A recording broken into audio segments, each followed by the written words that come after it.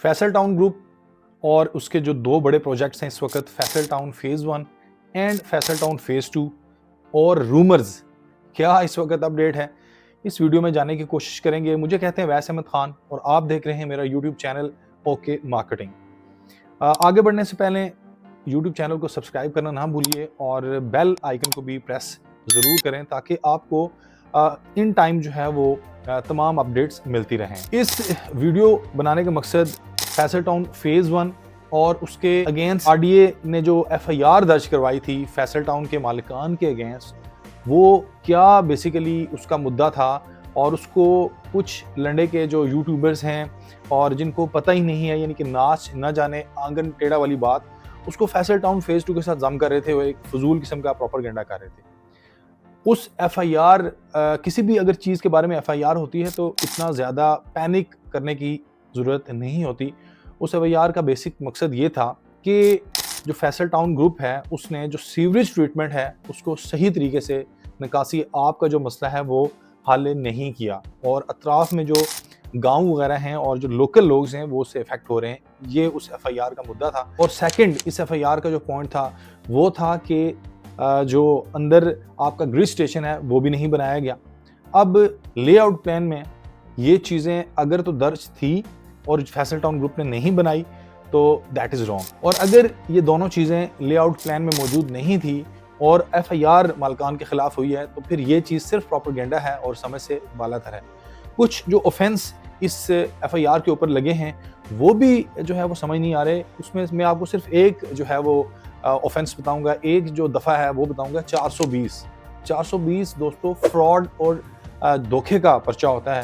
Faisal town phase 1 खुद एक जीती जागती हकीकत, एक इतना बड़ा सबूत मार्केट में, और इस्लामाबाद का एक सबसे बड़ा प्रोजेक्ट जो है वो आपके सामने है और उसके ऊपर आप 420 का पर्चा लगा रहे हैं, जो कि बिल्कुल भी समझ आने वाला नहीं है।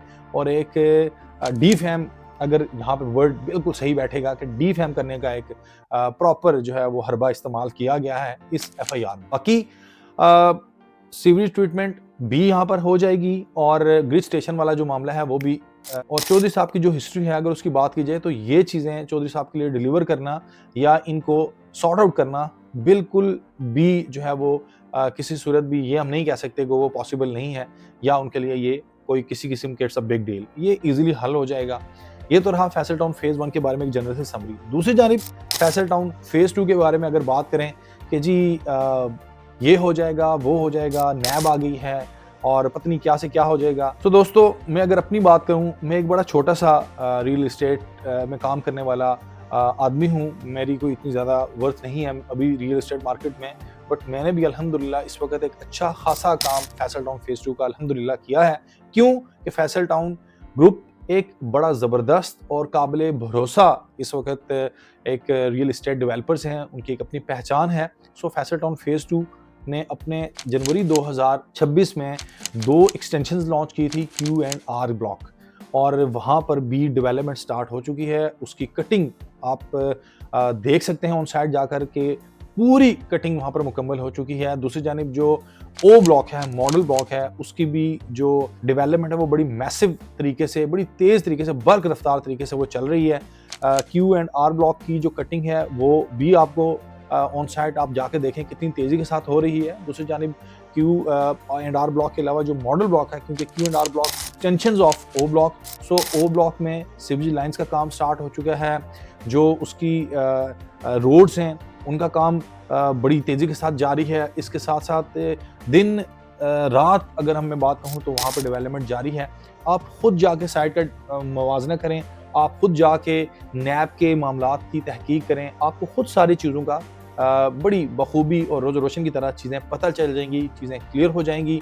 यहाँ पर अगर नैब इन्वेस्टिगेट कर भी रही है तो दोस्तों ये कोई बुरी बात नहीं है, बल्कि ये एंड यूज़र के लिए एक अच्छी न्यूज़ होनी चाहिए। उसकी रीज़न ये है कि आपको इस चीज़ का बिल्कुल यकीन हो जाएगा कि जो आप इन्वेस्टमेंट कर रहे हैं, क्या या किसी रियल आदमी के साथ इन्वेस्टमेंट कर रहे हैं, क्या किसी अच्छे ग्रुप के साथ आप जुड़े हुए हैं। ऐसा तो नहीं है कि वहाँ पर जितनी और सोसाइटीज़ हैं वो नाम की सोसाइटीज़ तो हैं, बट डेवलपमेंट अगर बात की जाए तो वो बिल्कुल ज़ीरो है। दूसरी जानिब इस शख्स ने कितनी डेवलपमेंट की है, किस हद तक डेवलपमेंट की है, वो आप जाएंगे साइड में तो आपको पता चलेगा।